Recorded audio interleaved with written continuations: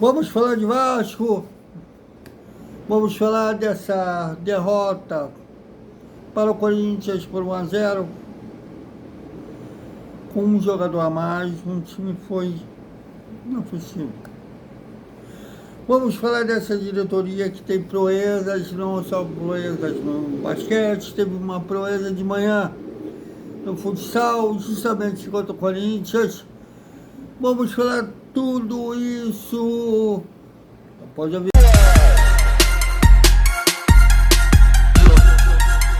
vinheta. Salve, salve galera do Vascão, salve, salve e boa noite com educação a vocês. Esse time, essa diretoria, não merece. Vasco e Corinthians jogaram para um público de pagante de 41.977, um público presente de 42.352, que dá aí uma gratuidade de 375 pessoas e uma renda de 3.245.975 reais e 15 centavos.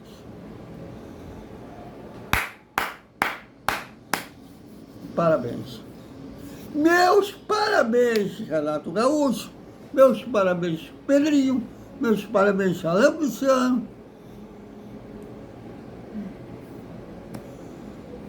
Parabéns também quem apoia a diretoria, sai em defesa dessa diretoria na festa, como se estivesse xingando a sua família.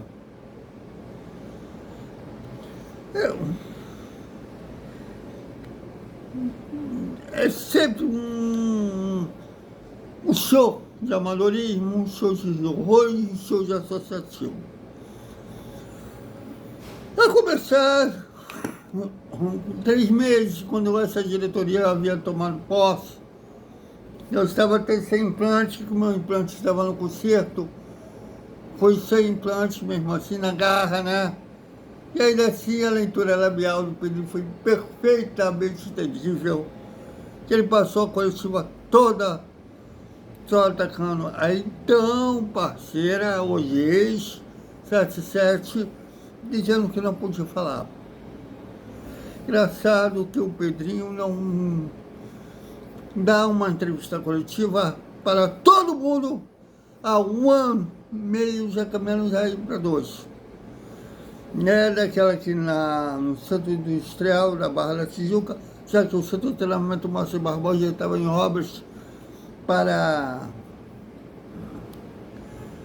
fazer essa, bonito até, né, uma sala de imprensa hoje do Centro de Treinamento Márcio Barbosa, que não é mais um rotineiro, era um improviso a sala da imprensa, né, no início do CT.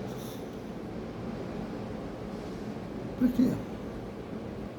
Eles querem tanto o futebol. Por quê?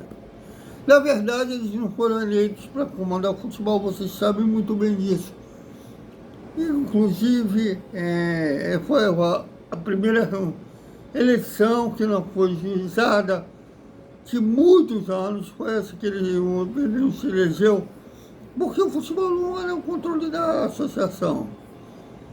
Eu imagino que já transparentes que não são, mas fingem que são, quando usam a TV Vasco, usam para atacar adversários políticos deles lá. Para mim, nenhum político do Vasco presta, tanto é que eu sou a favor da remenda, e atacar esse parceiro. Imagina você usando um canal, seja rede social, seja o que você tiver, para só atacar sua ex-namorada, sua ex-mulher, ou se for mulher, um ex-marido, ex-namorado, não me importa. Em vez de tocar sua própria vida, torcer para que a ex seja feliz, longe de você, mas que seja feliz, e você procure sua felicidade. Mas a diretoria do Vasco ela só usa a TV Vasco para isso, ou usar os efeitos dela para driblar, né, conquistar o coração da massa de manobra. Pedrinho fez postes, ele é um eterno adolescente, né, como se fosse um adolescente que fica mandando indiretas. Que a gente tem que deduzir para quem é essas indiretas. Agora ele mandou que não confunda, o que ele falou? Não confunda, não é todo mundo que está do teu lado, vai estar com você. Coisa do tipo. Depois eu posso sair. Meu Deus do céu. É assim, o Eduardo Cassiano, Bebeto, que cismou de brigar com o investidor do basquete, do futsal. Aliás, só não bastava a vergonha do basquete, né? Ter sido rebaixado e ainda perdido mais de 20 pontos para o Flamengo. O futsal hoje que tem um produtor de conteúdo, que é uma espécie de porta-voz da diretoria, passou a semana toda promovendo esse jogo no Maracanãzinho do futsal contra o Corinthians. E o Vasco tomou uma sapecada de 5! Brilhante, brilhante, brilhante. Essa diretoria é cada vez mais brilhante, tem cada ideia mais vitoriosa uma que a outra. Promoveu a semana toda para tomar um chocolate 5 no Corinthians. Sofrível também. Eu sei que tem torcedor que não torce para o Vasco, torce para o futebol profissional do Vasco. Né? Não torce para o clube como um todo, que fala que acho que tem que acabar. Só não fala que o Remo não tem que acabar, porque sabe que o Remo é estatuário. Não tem nem ideia que o Vasco tem tradição no basquete. Falecido Oscar tomou uma chocolatada do Vasco.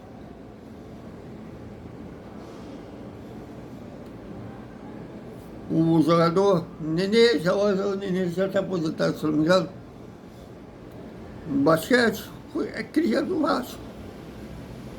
Mas esses caras não sabem. Manuel Tobias, aliás, o Pedrinho fala tanto que ele está pagando pela administração horrível do Eurico Miranda. O cara já faleceu. Mas o negócio dele para driblar as críticas, né? Usam o falecido. Então, porque ele idolatra, ídolos feitos na gestão do Eurico. Hoje o Manuel Tobias foi do futsal, aí que o Vasco tem tradição no futsal também. Jogou no Vasco, nosso ex-treinador de futebol de campo, o Cabo, foi jogador de futsal do Vasco.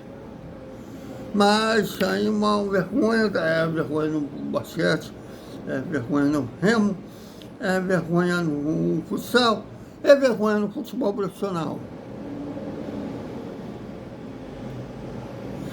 E aí o Pedrinho faz essa postagem, dando uma indireta, que para não confundir, não é todo mundo que está com você, que chabola.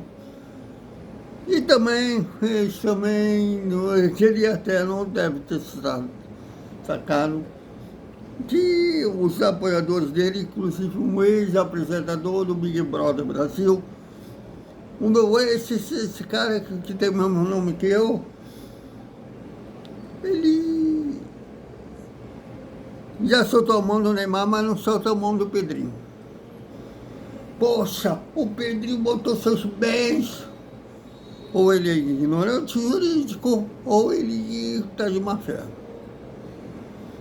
Porque das leis da SAF, da governança da SAF, tem que colocar. O que ele fez não é um efeito gigantesco. É lei. E mesmo assim, para ele perder bens, não perde assim, salário de Deus. Tem que provar, por exemplo, conversando sentimental.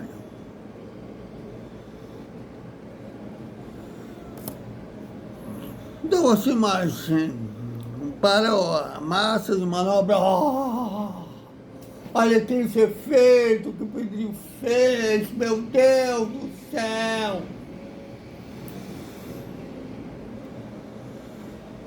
Dou-lhe uma, duas, três, vai aparecer alguém chegando, pedindo, dizendo que eu trabalho para a C7, dizendo que eu sou elitista, salgatista, que olha que os bens no Pedrinho não chegam nem a 20%,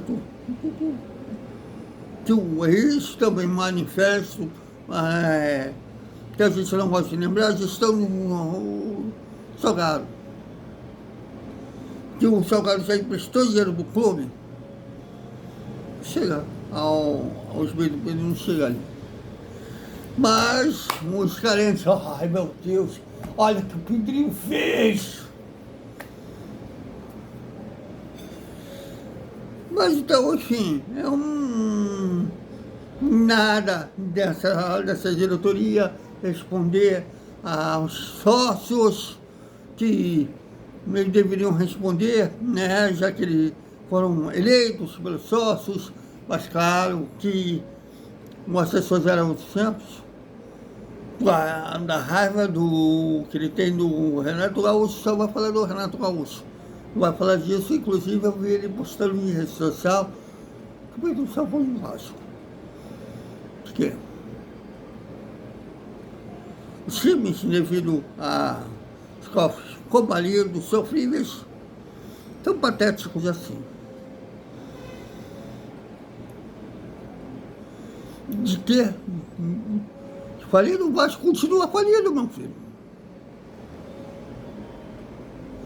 Ah, Tiago, os salários estão disso, a obrigação. Ah, o Eurico não fazia isso, foda-se. Até porque não é porque o seu ex fez merda que o senhor o que sucedeu tem que fazer merda também. Não é porque o seu pai fez merda, matou, sei lá, você vai fazer também. Não é porque seus pais foram abusivos com você que você vai ter que ser abusivo com seu filho. Então, assim, é engraçado que eles vão ter uma parte que pega os argumentos da diretoria que esclarece. Porra, eu mostrei, sim, solarista que aqui o Pedrinho muito blindado pela imprensa, principalmente a imprensa televisiva, vai repetir igual papagaio os argumentos da diretoria que não convence nada. Mas aqueles que ele tem uma assessoria 0800 que o Eurico não teve, que o Salgado não teve, que o Roberto não teve, dizendo que ele esclareceu, sendo que ele não esclareceu porra nenhuma. E tudo eu, né? Porque quando um influencer lá foi agredido com um conselheiro, ele falou que não fui eu que mandei o conselheiro meter porrada no influencer. E quem disse que passou na cabeça de alguém que ele teria mandado?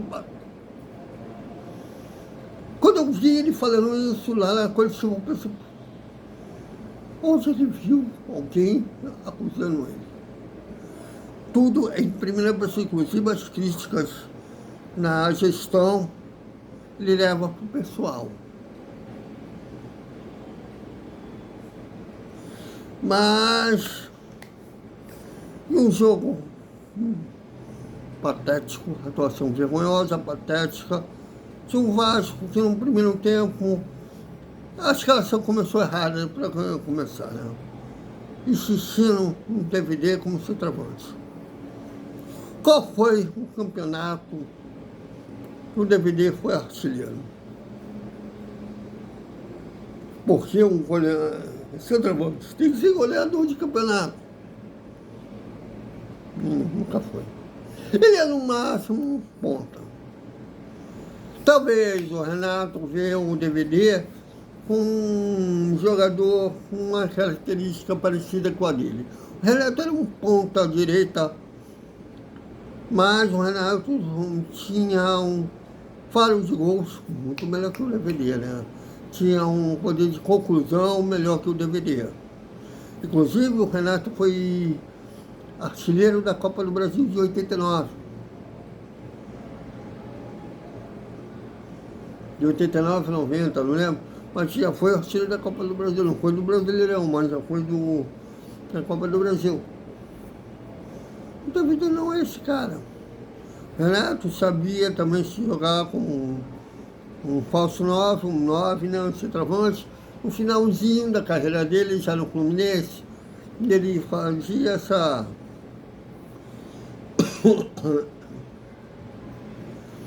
esse trabalho. Mas no auge da carreira dele, ele era ponta. E talvez ele vê um DVD, uma semelhança dele, que né, sabia também jogar como um cara mais enfiado na área. Só que o DVD não é esse cara. O DVD não faz pivô, abrir quem vem de trás, não consegue deslocar da marcação. Ou seja, eu acho que foi uma peça fácil para piorar. Um Brenner, que em tese deveria ser o centroavante, ou ele ou o Spinelli, jogou enfiado na ponta direita. Eu não entendi. Ele deveria ter revertido, né, pelo menos, botado o DVD na ponta direita e o Spinelli o Brenner mais enfiado entre os zagueiros do Corinthians. Foi isso, acho que basicamente não ameaçou o gol do Corinthians no primeiro. E para piorar, a defesa continua. Eu acho que esqueceram de avisar a defesa do Vasco que a pandemia acabou. Geral, marcando a distância social. Que o Corinthians, sim, principalmente bola na área, principalmente no lado do pegar, pode o mundo acabar, que ele não pula. Se o cabeçalho, se ele não terminar nem gol, graças ao Léo Jaci, e um lance de marcação errada, marcando a distância social, saiu o gol do Corinthians, é um passe do Alberto de calcanhar, que o senhor Barros tem gente aí que é fã do Barros. Eu acho que o Barros não deveria ter saído do Cuiabá.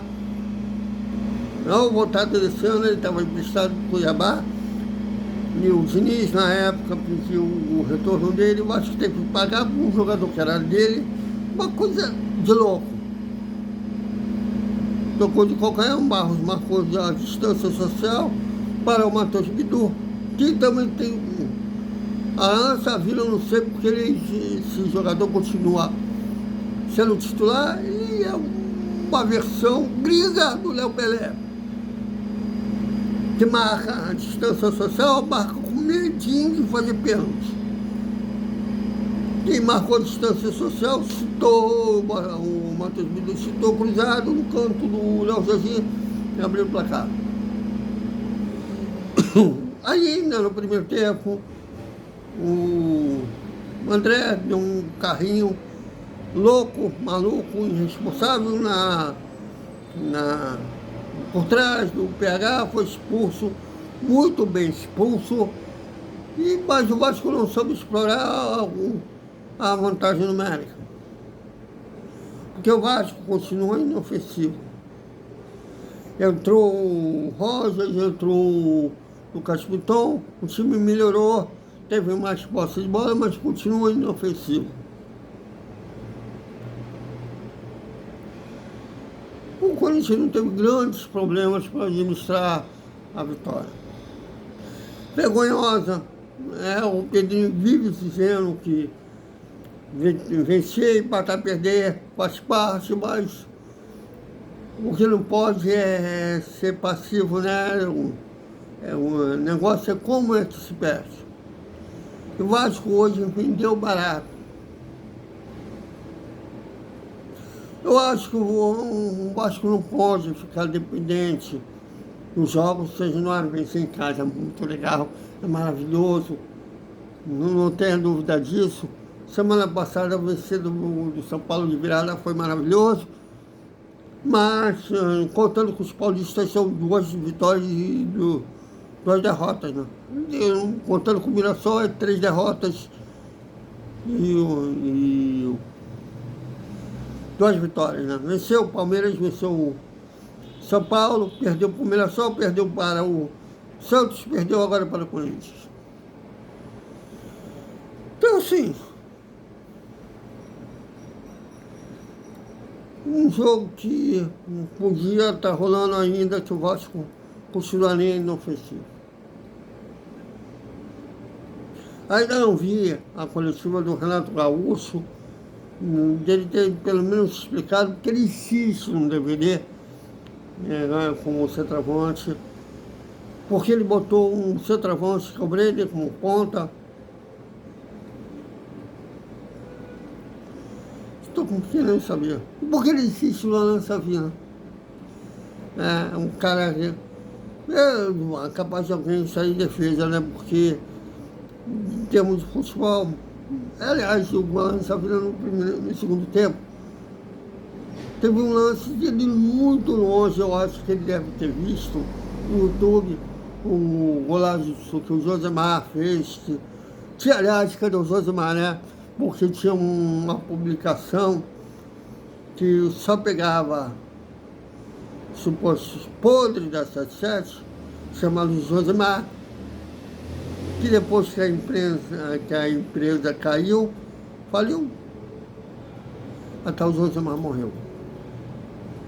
Que era inspirada nesse jogador que jogou no Botafogo, e eu acho que o Alan Savina, ele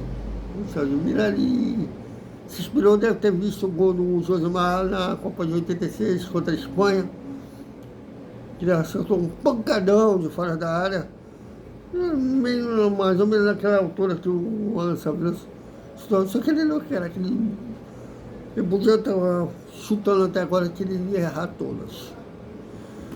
Enfim, eu acho que ele se conscientizou que fez merda no gol do Corinthians, queria compensar.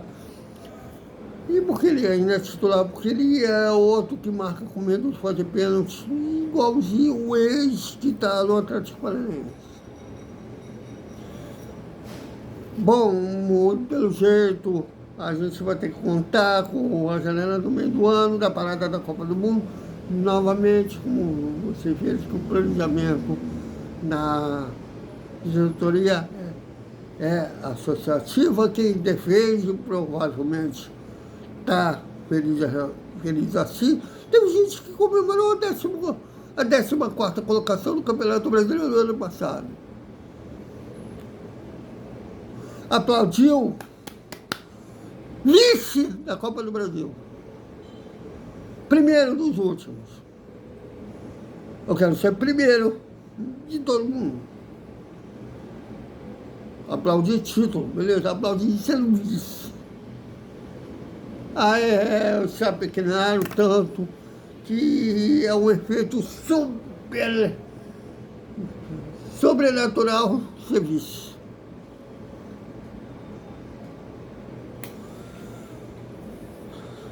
Teve conselheiro também, né? Depois da final da Copa do Brasil, né? Teve reunião no Conselho Deliberativo do Vasco que aplaudiu o Pedrinho. Imagino que quando ele está estressado, que ele não tem posição na cadeira, ele não tem. Mas quando alguém aborrece ele, ele ameaça me deixar. Mas Thiago, Marco na máquina. Eu só acredito vendo. Porque desse lobby que está acontecendo, não é só um lobby com temor no Vasco em campo, volta a ser grande em campo.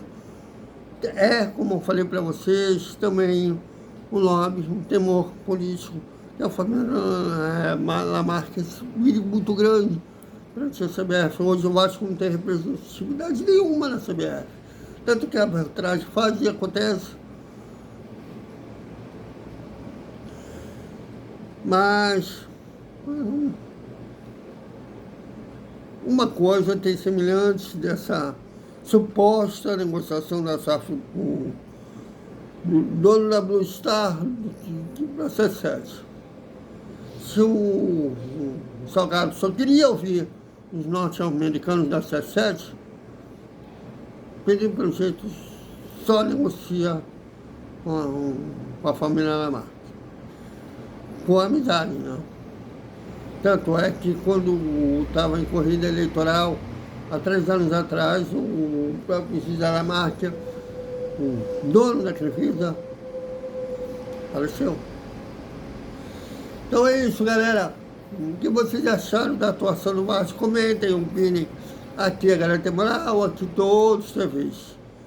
Até o Desperta Vascaíno, com o primeiro tempo da coletiva, a hora do almoço, o segundo tempo da coletiva e o boa noite, o resumo da segunda-feira do Vasco. Até mais.